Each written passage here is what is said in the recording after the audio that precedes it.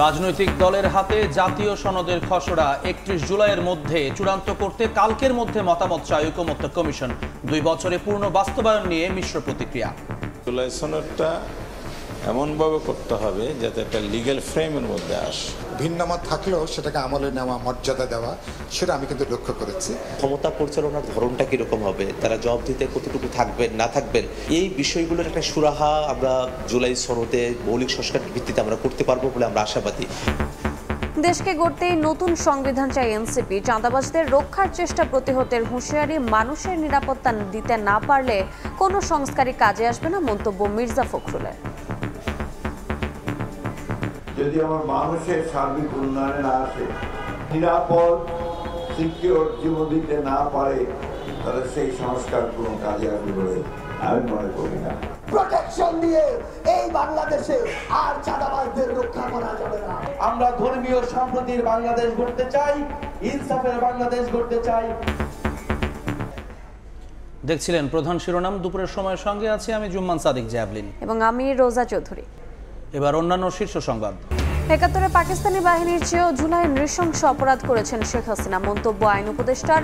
ডিসেম্বরের মধ্যে কয়েকটি মামলার বিচার শেষ হওয়ার আশা। জুলাই অভ্যুত্থানের বর্ষপূর্তি ঘিরে ৮ আগস্ট পর্যন্ত নৈরাজ্য সৃষ্টির শঙ্কা এসবির। সব জেলায় সতর্কবার্তা, নিরাপত্তা জোরদার সহ অনলাইনে গোয়েন্দা নজরদারি বাড়ানোর নির্দেশ। এআইয়ের কারসাজিতে ভুল তথ্যের সয়লাভ, সামাজিক মাধ্যম দ্রুত ছড়াচ্ছে নকল ভিডিও, ছবি। নির্বাচন কেন্দ্রিক তথ্য বিভ্রাটের শঙ্কা এসে, নিয়ন্ত্রণে নীতিমালার তাগিদ। মাইলস্টোন ট্র্যাজেডিতে দগ্ধ ৩ জনের অবস্থা আশঙ্কাজনক। লাইফ সাপোর্টে একজন।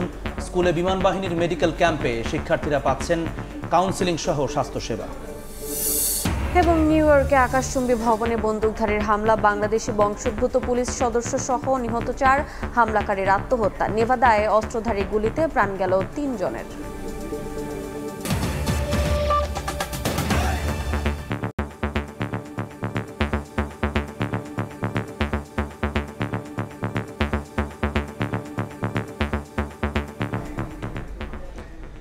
জাতীয় সনদের খসড়া নিয়ে আগামীকাল দুপুরের মধ্যে রাজনৈতিক দলগুলোকে মতামত জানাতে বলা হয়েছে। এ নিয়ে সময় সংবাদকে প্রতিক্রিয়া জানিয়েছেন কয়েকটি দল। ২ বছরে পূর্ণ বাস্তবায়নের অঙ্গীকার করা নিয়ে মিশ্র প্রতিক্রিয়া জানান রাজনীতিকরা। বাস্তবায়ন প্রক্রিয়া নিয়ে পরামর্শ তুলে ধরেন তারা। ৩১ জুলাইয়ের মধ্যে সনদ চূড়ান্ত করতে চায় কমিশন, এরপর জানানো হবে ঘোষণার দিনক্ষণ। সানভীর রুপলের রিপোর্ট। জুলাই অভ্যুত্থানের পর রাষ্ট্র কাঠামো মেরামতে মার্চ থেকে মে মাস পর্যন্ত ১৬৬টি সুপারিশ নিয়ে রাজনৈতিক দলগুলোর সঙ্গে প্রথম ধাপের সংলাপ শেষ করে জাতীয় ঐকমত্য কমিশন। এরপর ২০টি মৌলিক বিষয়ে সংস্কার নিয়ে জুনে শুরু হয় ধারাবাহিক আলোচনা। নোট অব ডিসেন্ট সহ ১২টি বিষয়ে একমত হয়েছে দলগুলো। বাকি ৮টি অমীমাংসিত বিষয়ে সংলাপ চলমান রেখেই দলগুলোর কাছে জুলাই সনদের খসড়া পাঠিয়েছে কমিশন। খসড়ায় নির্বাচিত সরকারকে ২ বছরের মধ্যে জুলাই সনদ বাস্তবায়নের অঙ্গীকার করতে বলা হয়েছে, জানিয়ে ভিন্ন ভিন্ন মত দলগুলোর। এখানে আরো কিছু বিষয় আসতে হবে, আর টাইমলাইন যেটা দেওয়া হচ্ছে ২ বছর, এটা কোনোভাবে অ্যাকসেপ্টেবল না। সেই জন্য জুলাই সনদটা এমনভাবে করতে হবে যাতে একটা লিগ্যাল ফ্রেমের মধ্যে আসে।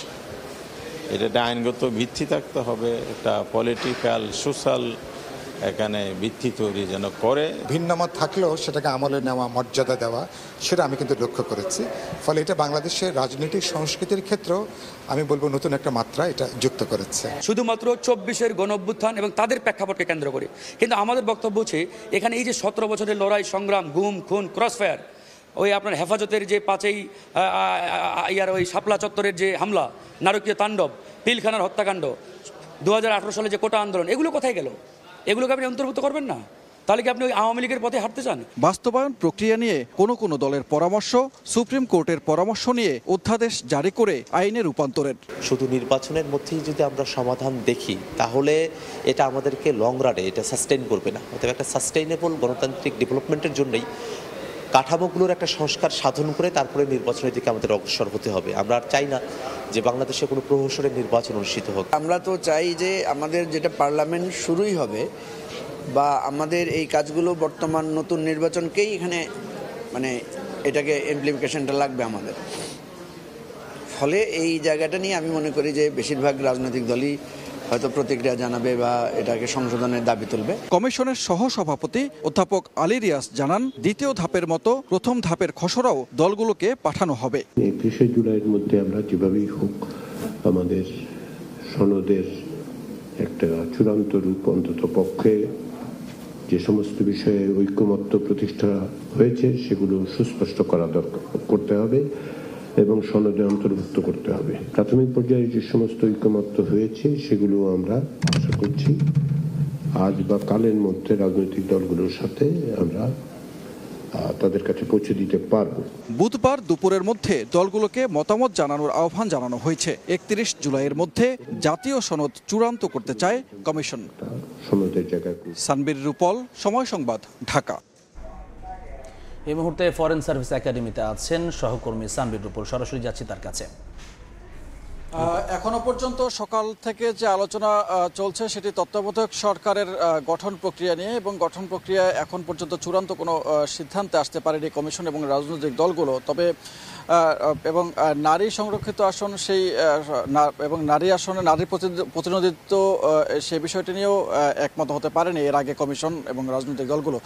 তবে এর মধ্যে 12টি বিষয়ে একমত হয়েছে এবং সেই 12টি বিষয়ের উপরে যে খসড়া পাঠানো হয়েছে সেটি আগামীকালকের মধ্যেই তাদেরকে মতামত জানানোর আহ্বান জানানো হয়েছে। এবং আজকে সকালে প্রাথমিক বক্তব্যে অধ্যাপক আলী রিয়াজ তিনি বলেছেন যে প্রাথমিকভাবে যে চূড়ান্ত করা হয়েছে 166টি সনদের সাথে সংলাপ, সেটির বিষয়েও রাজনৈতিক দলগুলোকে 2-1 দিনের মধ্যেই পাঠানো হবে এবং অর্থাৎ 31 জুলাইয়ের মধ্যেই চূড়ান্ত করতে চায় কমিশন। এরপরে সবগুলো রাজনৈতিক দল যারা অংশ নিয়েছে এই সংলাপে তাদের স্বাক্ষর গ্রহণ করা হবে এবং প্রধান উপদেষ্টা ডক্টর মোহাম্মদ ইউনূসের সভাপতিত্বে যে ঐক্যমত্য কমিশন, সেই ঐক্যমত্য কমিশন তারাও সেই দলিলে স্বাক্ষর করবেন এবং এটি একটি ঐতিহাসিক দলিল হয়ে থাকবে বাংলাদেশের আগামীর অগ্রযাত্রায়, আগামীর পথ চলায়, এবং এটি কিভাবে বাস্তবায়ন করা হবে সেটি আসলে দেখার বিষয়।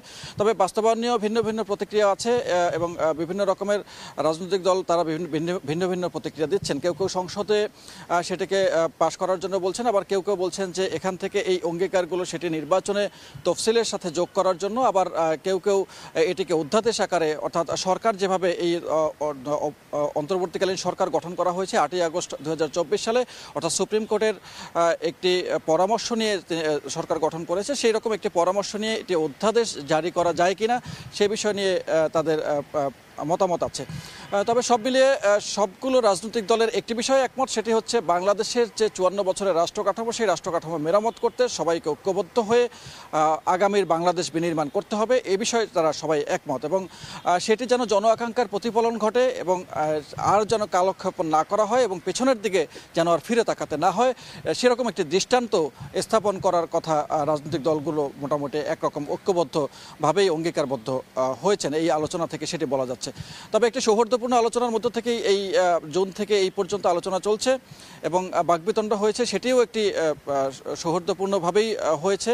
তবে এটি যেন জনস্বার্থেই কাজ করা হয় সে বিষয়ে কিন্তু বারবারই রাজনৈতিক দলগুলোর কাছে আহ্বান জানিয়েছে এই কমিশন। তো এখন পর্যন্ত এই ছিল কমিশনের সবশেষ তথ্য। ফরেন সার্ভিস একাডেমি থেকে ঐক্যমত্য কমিশনের ব্রিফিংয়ের সবশেষ খবর জানাচ্ছিলেন সহকর্মী সানবীর রূপল। মানুষের নিরাপত্তা দিতে না পারলে কোনো সংস্কারই কাজে আসবে না বলে মনে করেন বিএনপি মহাসচিব মির্জা ফখরুল ইসলাম আলমগীর। সকালে আমরা বিএনপি পরিবার ও মায়ের ডাক সংগঠনের যৌথ আলোচনা সভায় তিনি একথা বলেন। মির্জা ফখরুল বলেন, গুমের শিকার ব্যক্তিদের ফিরিয়ে দিতে না পারলে তাদের সন্তানদের দায়িত্ব নিতে হবে সবার। গুম কমিশনের আশানুরূপ অগ্রগতি হয়নি উল্লেখ করে বিএনপি মহাসচিব বলেন, জনগণের ভোটে নির্বাচিত হলে গুমের শিকার পরিবারের সদস্যদের পুনর্বাসনের চেষ্টা করবে বিএনপি। আমরা রাষ্ট্রের পরিবর্তন চাচ্ছি, কাঠামো পরিবর্তন চাচ্ছি, আমরা সংস্কার চাচ্ছি। সেই সংস্কার, সেই কাঠামো যদি আমার মানুষের সার্বিক উন্নয়নে না আসে, আমাদের এই শিশুদের ভবিষ্যৎকে নির্মাণ করতে সাহায্য না করে, তাদেরকে একটা নিরাপদ সিকিউর জীবন দিতে না পারে, তাহলে সেই সংস্কার কোনো কাজে আসবে বলে আমি মনে করি না। চাঁদাবাজদের রক্ষার চেষ্টা প্রতিহতের হুঁশিয়ারি দিয়েছেন এনসিপি নেতারা। দেশকে গড়তেই নতুন সংবিধান দাবি দলটির। টাঙ্গাইলে জুলাই পদযাত্রায় প্রশাসন ও গণমাধ্যমকে জনগণের পক্ষে কাজ করার আহ্বান জানান নেতারা। ভাসানীর আদর্শকে ধারণ করে স্বনির্ভর বাংলাদেশ বিনির্মাণে এনসিপি কাজ করবে বলে জানান আহ্বায়ক নাহিদ ইসলাম।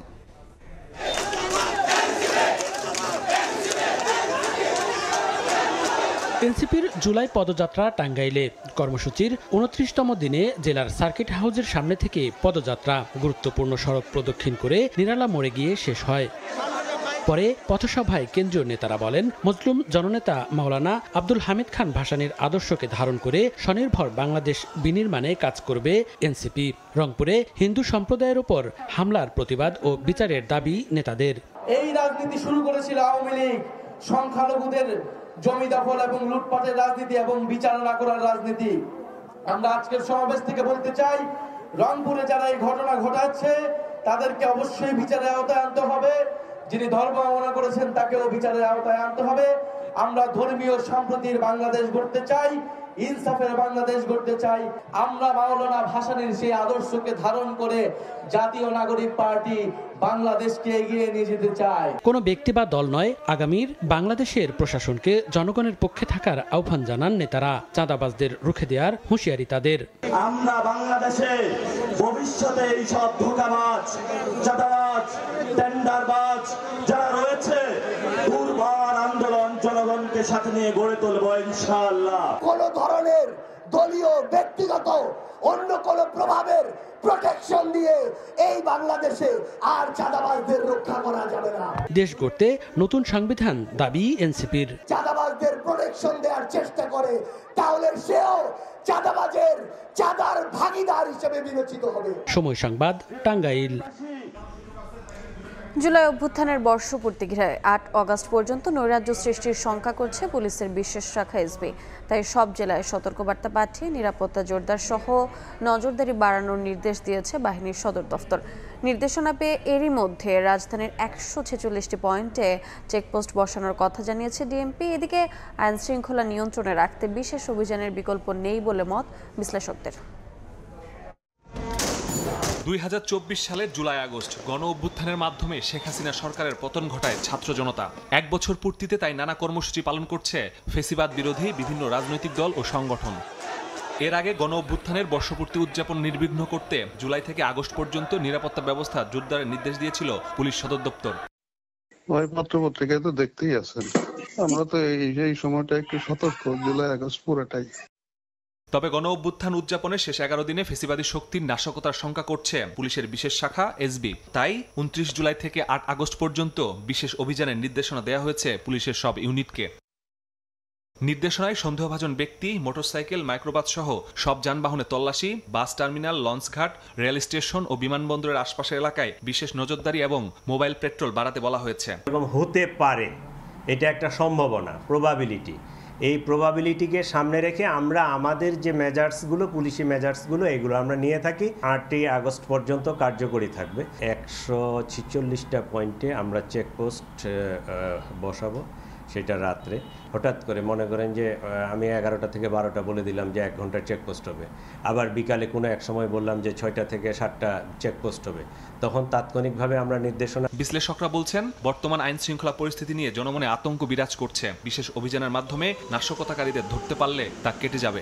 শাস্তির ব্যবস্থা করে দৃষ্টান্ত বা উদাহরণ তৈরি করতে পারলে এই যে আইন শৃঙ্খলা বাহিনী নাশকতার যে সম্ভাবনা দেখছেন, সেই জায়গাতে যারা এটির পরিকল্পনা করছেন বা নাশকতা করবেন বলে ভাবছেন, তাদের জন্য কিন্তু একটি সতর্কতা কিংবা একটি প্রতিরোধ হিসেবে কাজ করবে। তবে বিশেষ অভিযানের নামে নিরপরাধ কেউ যাতে হয়রানি না হয় সেদিকেও খেয়াল রাখার পরামর্শ অপরাধ বিশ্লেষকদের।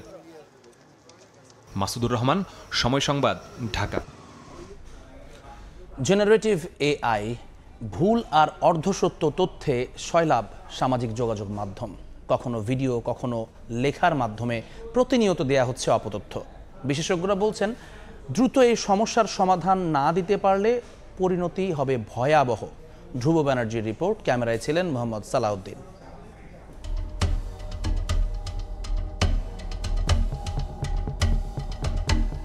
নদীতে উল্টে পড়ছে বসতভিটা কিংবা হচ্ছে দুর্ঘটনা, অথচ এমন কিছুই ঘটেনি। জেনারেটিভ এআই এর কারসাজিতে সামাজিক যোগাযোগ মাধ্যম যেন হয়ে উঠেছে বিভ্রান্তির খনি।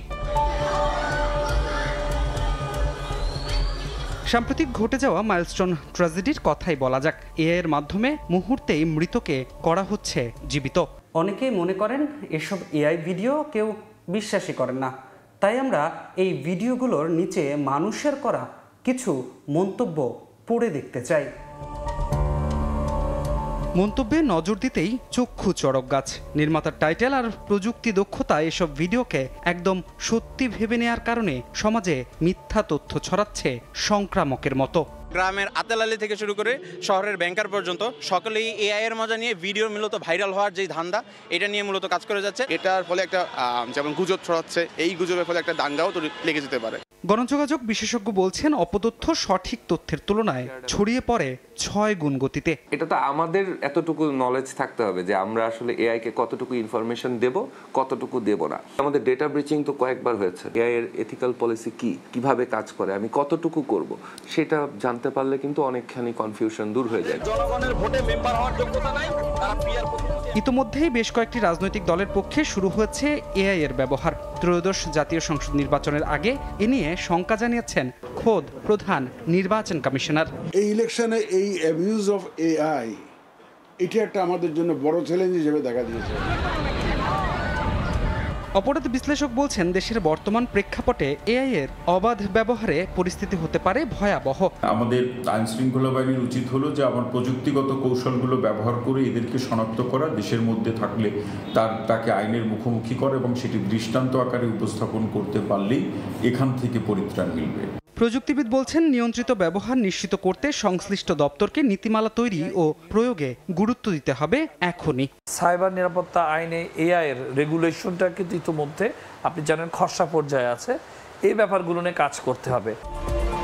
প্রযুক্তিগত উৎকর্ষতায় এআই উপেক্ষার উপায় নেই জানিয়ে অপব্যবহার রোধে যৌক্তিক গবেষণার এখনই সময়, পরামর্শ বিশেষজ্ঞদের।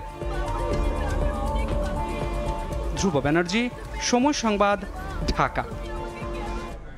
৭১-এ পাকিস্তানি বাহিনীর চেয়েও জুলাইয়ে নৃশংস অপরাধ করেছেন শেখ হাসিনা, এমন মন্তব্য করে আইন উপদেষ্টা বলেন আন্তর্জাতিক মানদণ্ড মেনে এগোচ্ছে বিচার প্রক্রিয়া, ভবিষ্যতে বন্ধ করতে পারবে না কোনো সরকারই।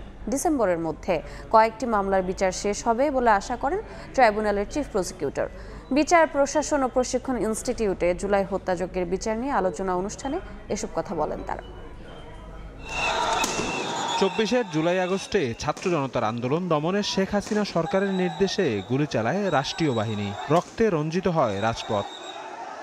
মঙ্গলবার সকালে রাজধানীর বিচার প্রশাসন ও প্রশিক্ষণ ইনস্টিটিউটে জুলাই হত্যাযজ্ঞের বিচার নিয়ে আলোচনা অনুষ্ঠান ও তথ্য প্রদর্শনীতে উঠে আসে গণঅভ্যুত্থানের ইতিহাস। শহীদ পরিবারের সদস্যরা বলেন, স্বৈরাচারের দোসরদের ক্ষমতায় বসিয়ে সংস্কার করা সম্ভব নয়। দেশের সাথে স্থায়ী একটা সংস্কার এবং বিভিন্ন পর্যায়ে পদক্ষেপ গ্রহণ করবেন। প্রত্যেকটা জায়গায় স্বৈরাচারের দোসর ঢুকাই রেখে আমাদেরকে সান্ত্বনা দেওয়া হয়। বিচার বাধাগ্রস্ত করার চেষ্টাকারীরা ইতিহাসের আস্থা করে নিক্ষিপ্ত হবে বলে মন্তব্য করেন দৈনিক আমার দেশের সম্পাদক। যারাই যত চক্রান্ত করুক না কেন, আমি নিশ্চিত ইনশাআল্লাহ বাংলাদেশের ইতিহাস থেকে পৃথিবী যতদিন থাকবে ততদিন জুলাই বিপ্লবের শহীদদের, জুলাই বিপ্লবের নায়কদের মুছে দেওয়া সম্ভব হবে না। ডিসেম্বরের মধ্যেই কয়েকটি মামলার বিচার সম্পন্ন হবে বলে আশা প্রকাশ করে ট্রাইব্যুনালের চিফ প্রসিকিউটর বলেন, সুষ্ঠু বিচার না হলে গুমখুনের সংস্কৃতি অব্যাহত রাখতে পারে পরবর্তী সরকারও। বিচার দৃশ্যমান, 4টা মামলার ওপেন বিচার চলছে, আমরা লাইভ সম্প্রচার করেছি কিছু কিছু অংশ। আগামী 3 অগাস্ট প্রথম সাক্ষী হবে শেখ হাসিনার মামলায়, শেখ হাসিনার বিরুদ্ধে, এবং পরবর্তী খুব অল্প সময়ের মধ্যে আমরা আশা করছি যে আমরা এত সিলেক্টিভ ওয়েতে শেখ হাসিনার মামলা সাক্ষী দেওয়ার জন্য বাংলাদেশের মোটামুটি 18 কোটির মধ্যে 10 কোটি লোক সাক্ষী দেওয়ার জন্য রেডি আছে। 10 কোটি লোক তার সাক্ষী আমরা নেব না, আমরা সবচাইতে এই অপরাধ প্রমাণের জন্য যেসব সাক্ষীর দরকার তাদেরকেই সিলেক্ট করেছি এবং সেখান থেকে যারা বেস্ট উইটনেস তাদেরকে দিয়েই আমরা মামলাটা প্রমাণ করব।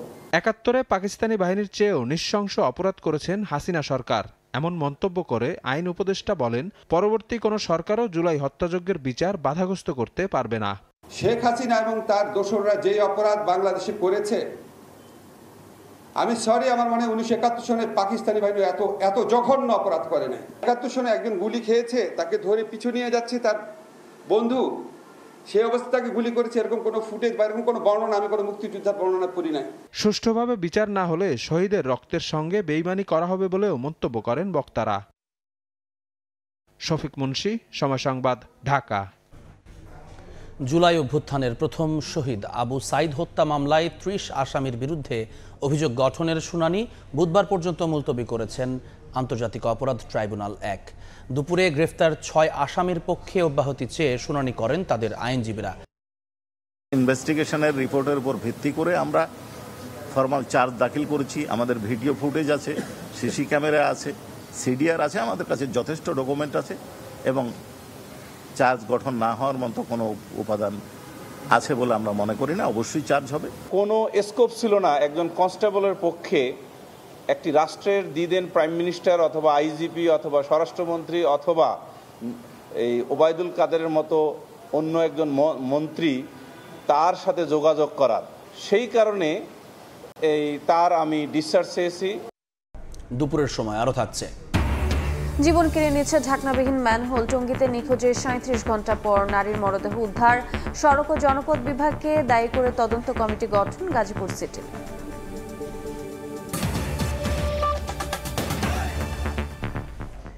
শিক্ষা কার্যক্রম শুরু না হওয়ায় এখনও পরিপূর্ণ ব্যস্ততায় ফিরে আসেনি মাইলস্টোন স্কুল।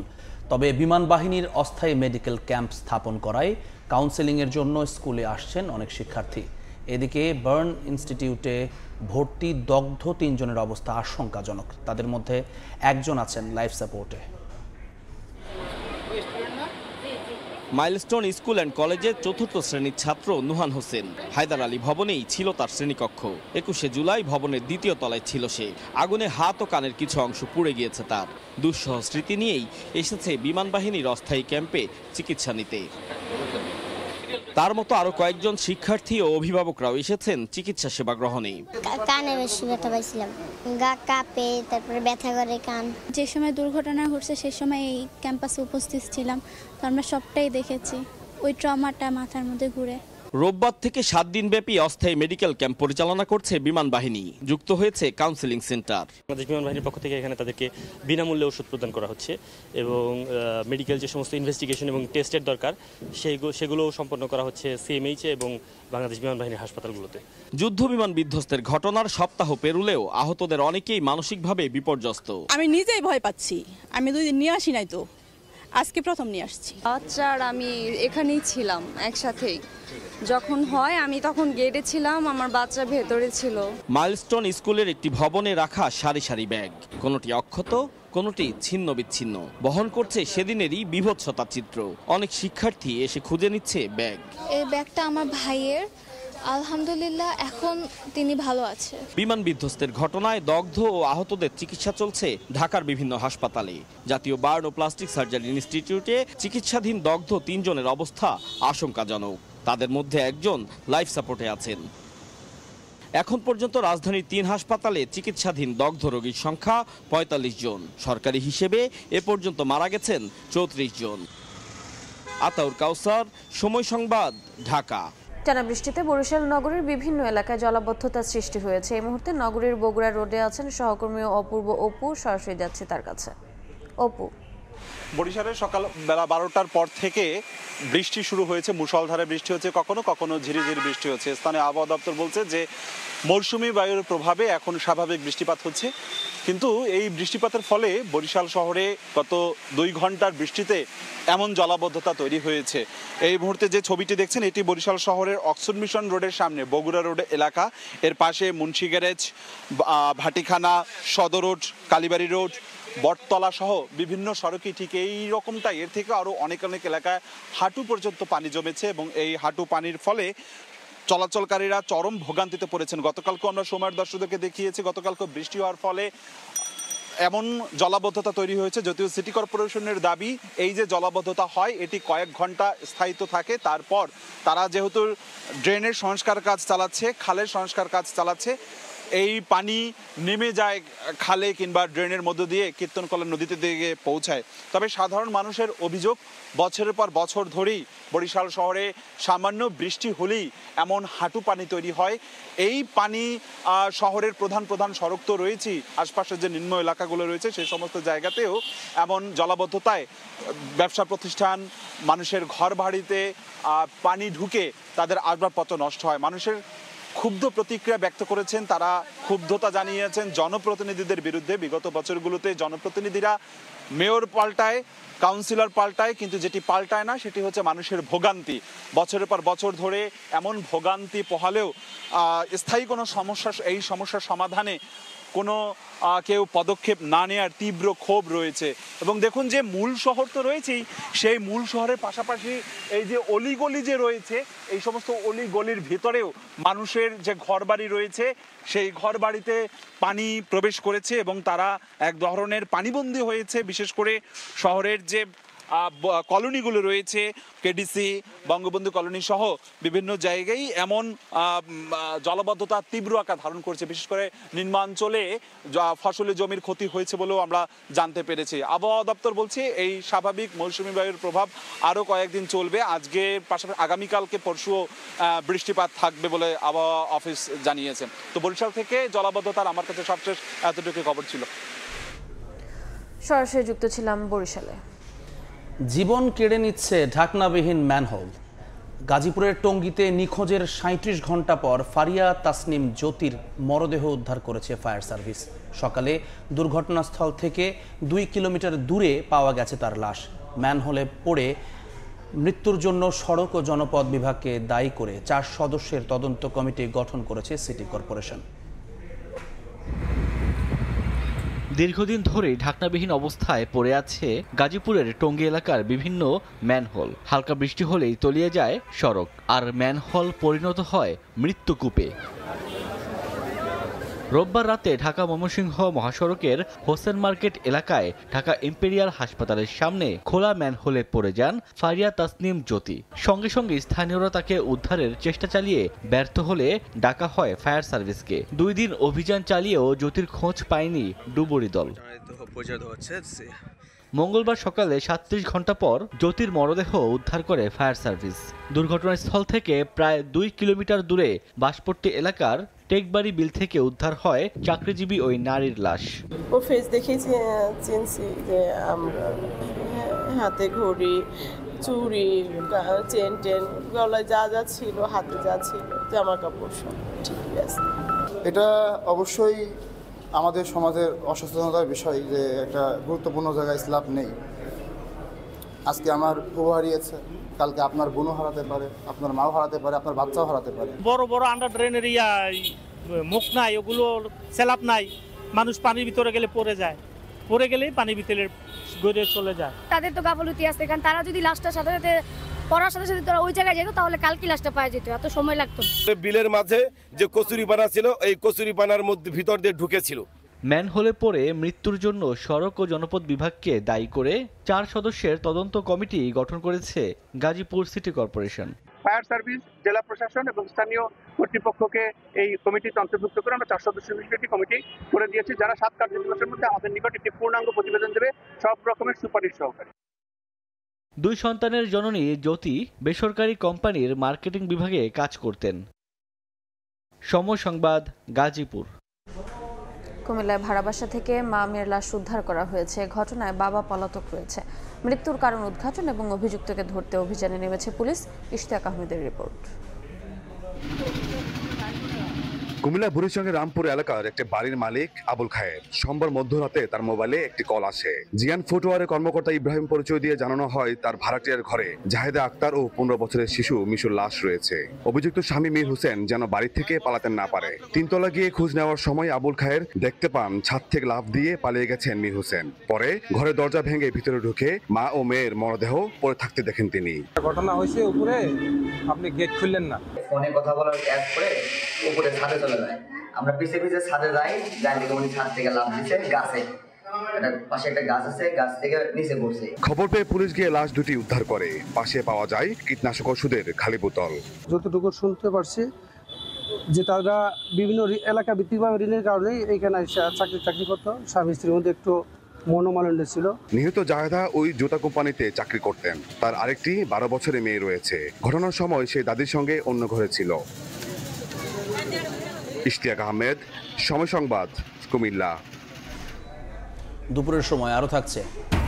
গাজায় গণহত্যা চালাচ্ছে নেতানিয়াহু বাহিনী। খোদ ইসরায়েলি মানবাধিকার সংস্থার প্রতিবেদন, একদিনে আরও 92 ফিলিস্তিনি নিহত। দ্বিরাষ্ট্র সমাধান নিয়ে জাতিসংঘে বৈঠক।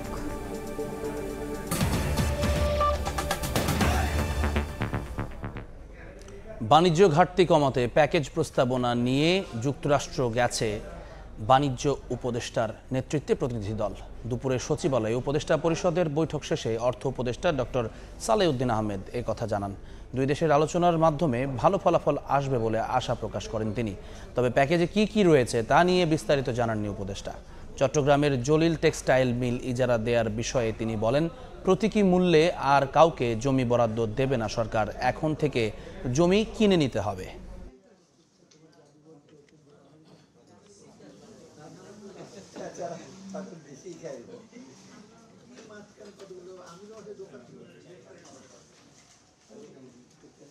আরো আছে, ওই প্যাকেজটা নিয়ে গিয়েছে যে কি কি কিনতে পারে না সেটা আমি এখন জলিল টেক্সটাইল মিলের জমিটা যেটা নিতে চাচ্ছে সেটা আমরা প্রপোজ করেছি যে আমরা ওই যে প্রতীকী মূল্য দেব না, এখন থেকে প্রতীকী মূল্যটা অ্যাভয়েড করব। যারাই নিতে চায় অর্থ দিয়ে নেবে, কারণ প্রতীকী মূল্য দিলে যারা নিয়ে যায় তারাও ঠিক এটাকে ইউটিলাইজ করা।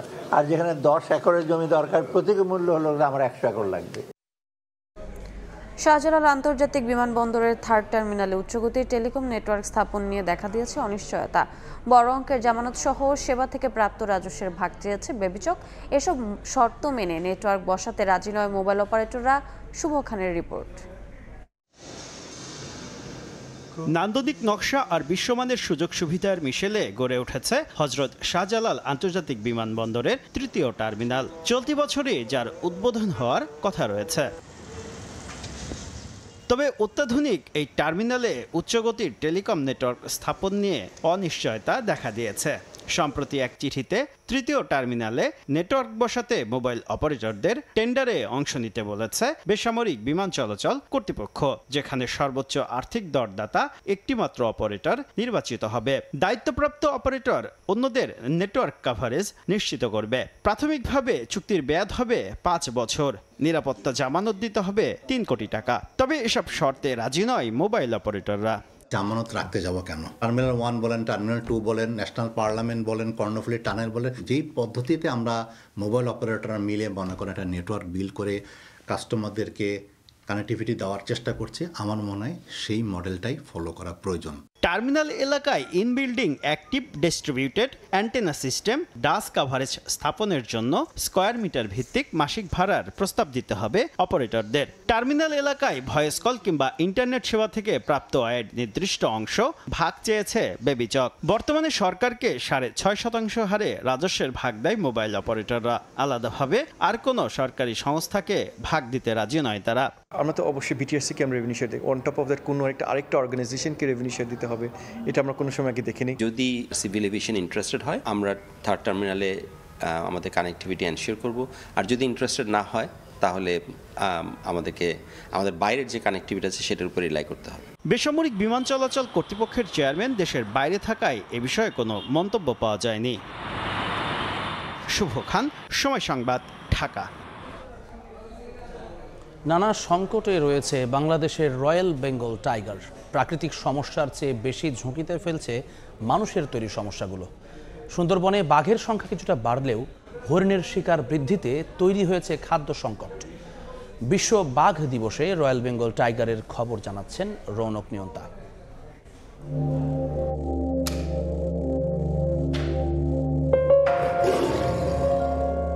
রয়্যাল বেঙ্গল টাইগার সুন্দরবনের অন্যতম আকর্ষণ। ধরে রাখছে বনের ভারসাম্য, রক্ষা করছে প্রাকৃতিক সম্পদ।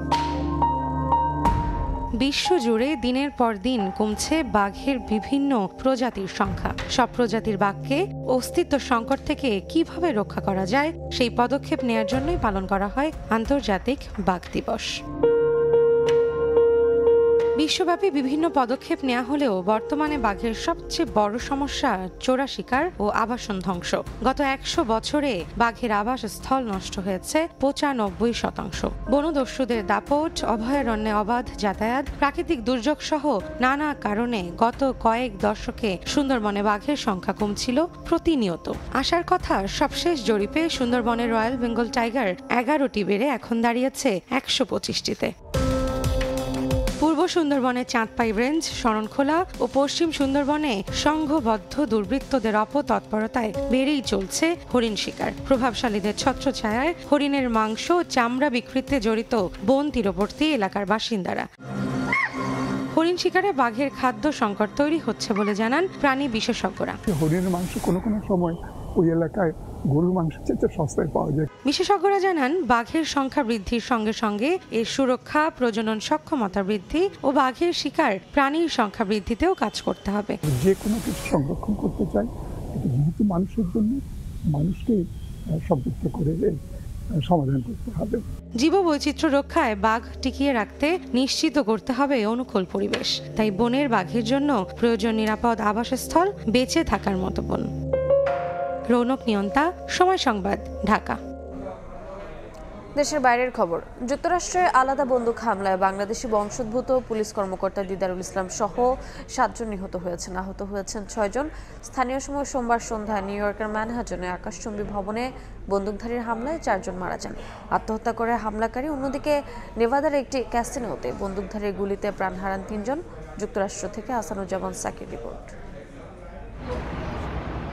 সোমবার সন্ধ্যা নিউ ইয়র্কের ম্যানহাটানের মিড টাউনের জনবহুল এলাকা ৩৪৫ পার্ক এভিনিউতে অবস্থিত ৬৩৪ ফুট উঁচু বহুতল ভবনে হঠাৎ গুলির শব্দ। আতঙ্কে দিকবিদিক ছুটতে শুরু করেন মানুষ। স্থানীয় পুলিশ জানায়, নিউ ইয়র্ক পুলিশ বিভাগের সদস্য ৩৬ বছর বয়সী দিদারুল ইসলাম মারা যান। তার বাড়ি বাংলাদেশের সিলেটের কুলাউড়ায়। এই ঘটনায় গুলিবিদ্ধ আরও ৩ জন হাসপাতালে মারা যান। পরে হামলাকারীও আত্মহত্যা করে। পুলিশ জানিয়েছে, নিউ ইয়র্কের পর্যটকদের আকর্ষণীয় স্থান grand central station, modern art museum, Rockefeller center ও সেন্ট্রাল পার্কের খুব কাছাকাছি এক অট্টালিকায় এই ঘটনা ঘটে, যেখানে জাতীয় ফুটবল লীগ এবং ব্ল্যাকস্টোনের কর্পোরেট অফিস রয়েছে। ঘটনার পরপরই ম্যানহাটানের ওই এলাকা পুরোপুরি ঘিরে ফেলে পুলিশ। আইন শৃঙ্খলা রক্ষাকারী বাহিনী জানিয়েছে, নিহত বন্দুকধারী শেন ডেভন টেমুরা লাস ভেগাস শহরের বাসিন্দা। বন্দুক নিয়ে ২৭ বছর বয়সী ওই যুবকের ভবনে প্রবেশ করার একটি ছবি প্রকাশ করেছে পুলিশ। তবে হামলার কারণ এখনো স্পষ্ট নয়। এদিকে নেভাদায় একই দিন সকালে আরেক বন্দুক হামলায় ৩ জন নিহত হয়েছেন। আহত হয়েছেন আরও অন্তত ৬ জন। পুলিশ জানায়, সকাল ৭:৩০টার দিকে রেনো শহরের গ্র্যান্ড সিয়েরা রিসোর্ট ও ক্যাসিনোর প্রবেশপথে ভ্যালেট এলাকায় এলোপাতারি গুলি চালায় হামলাকারী। এই ঘটনায় সন্দেহভাজন বন্দুকধারীকে আহত অবস্থায় আটক করেছে পুলিশ। নিউ ইয়র্ক ও নেভাদায় দুটি বন্দুক হামলার ঘটনা তদন্তে নেমেছে পুলিশ। শহর দুটিতে সতর্কতা জারি করা হয়েছে। স্থানীয় বাসিন্দাদের মধ্যে আতঙ্ক বিরাজ করছে। গান ভায়োলেন্স আর্কাইভের তথ্য অনুযায়ী নিউ ইয়র্কে এই হামলা যুক্তরাষ্ট্রে এই বছর সংঘটিত ২৫৪তম বন্দুক সহিংসতার ঘটনা। যেসব ঘটনায় নিহত হয়েছেন শত শত মানুষ। হাসানুজ্জামান সাকি, সময় সংবাদ, ম্যানহাটন, নিউ ইয়র্ক। খেলার খবর।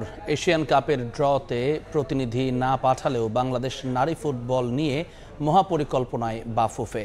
সেপ্টেম্বর থেকে মার্চ পর্যন্ত প্রতি মাসে অন্তত একটি করে প্রস্তুতি ম্যাচের ব্যবস্থা করতে চায় ফেডারেশন, নিশ্চিত করেছেন সভাপতি তাবিত আওয়াল। এশিয়ান কাপে বাংলাদেশের গ্রুপ এবং ভেন্যু নিশ্চিত হলেই বিদেশে ক্যাম্প করার সিদ্ধান্ত নেওয়া হবে বলে জানান বাফুফে সভাপতি। ইতিহাস রচনা করে এশিয়ান কাপের মঞ্চে বাংলাদেশ নারী ফুটবল, কিন্তু সেখানে অপেক্ষা করছে কঠিন চ্যালেঞ্জ। এই অর্জন ধরে রাখতে হলে চ্যালেঞ্জ সামলাতে হবে সামনে থেকেই। তার জন্য কতটা প্রস্তুত বাফুফে? এই দলটাকে নেক্সট লেভেলে নিতে চলমান কাঠামোর অনেক কিছুতেই পরিবর্তন দরকার। ফুড অ্যান্ড নিউট্রিশন তো অবশ্যই, পূর্ণাঙ্গ কোচিং প্যানেলের সঙ্গে প্রয়োজন অনুষাঙ্গিক আরও কিছু বিষয়। যার সবকিছুই পরিকল্পনায় আছে বাফুফের। আপাতত নীতি নির্ধারকরা ফোকাস করছেন নারীদের প্রস্তুতি ম্যাচের দিকে। সেপ্টেম্বর থেকে সামনের বছরের মার্চ পর্যন্ত আফ্রিকাদের ব্যস্ততা থাকবে প্রতি মাসেই। প্ল্যানিং করছি যে আমরা মানে এক একটা ধাপে ধাপে আমরা চাই যে বড় বড় টিমগুলা বা সুনামধন্য টিম যেগুলি আছে এশিয়াতে তাদের বিপক্ষে খেলবো, পারলে কিছু ইউরোপিয়ান ক্লাবদের বিপক্ষেও খেলবো। সো ফিফা উইন্ডোতে আমরা অবশ্যই খেলবো, বাট ফিফা উইন্ডোর বাইরেও আমরা খেলবো। এমনভাবে আমরা করতে চাই প্ল্যানিংটা যে সেপ্টেম্বর থেকে মার্চ পর্যন্ত প্রতিটা মাসের জন্য মিনিমাম একটা করে ফ্রেন্ডলি ম্যাচ থাকে। সব সময় প্রস্তুতি ক্যাম্পের মধ্যেই থাকেন নারী ফুটবলাররা। তবে এশিয়ান কাপ নিশ্চিত করা দলটাকে বাফুফে চায় বাড়তি নজর দিতে। তাই পরিকল্পনা করা হয়েছে সামনের কটা মাস খেলোয়াড়রা অনুশীলন করুক দেশের বাইরে। সোমবার ঠিক হবে এশিয়ান শ্রেষ্ঠত্বের আসরে বাংলাদেশের গ্রুপ প্রতিপক্ষ আর ভেন্যু।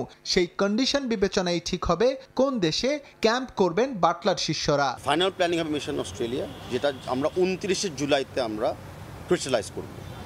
29 জুলাই কেন? 29 জুলাইতে আমরা জানবো যে আমাদের গ্রুপে কারা পড়ছেন, আর আমরা অস্ট্রেলিয়াতে কোন শহরে আমাদের মানে ম্যাচ দিয়ে আমরা শুরু করব।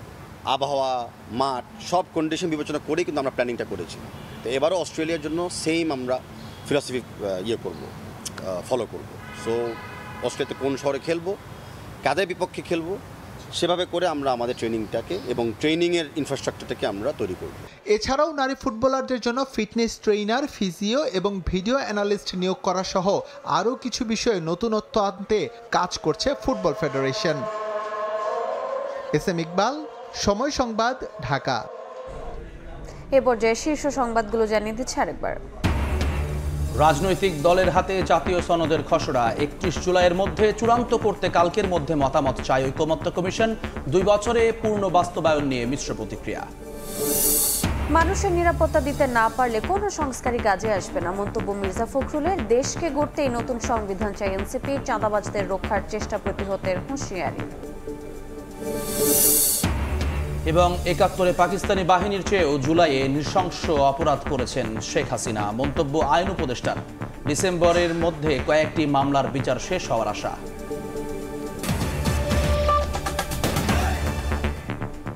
এই ছিল দুপুরের সময়।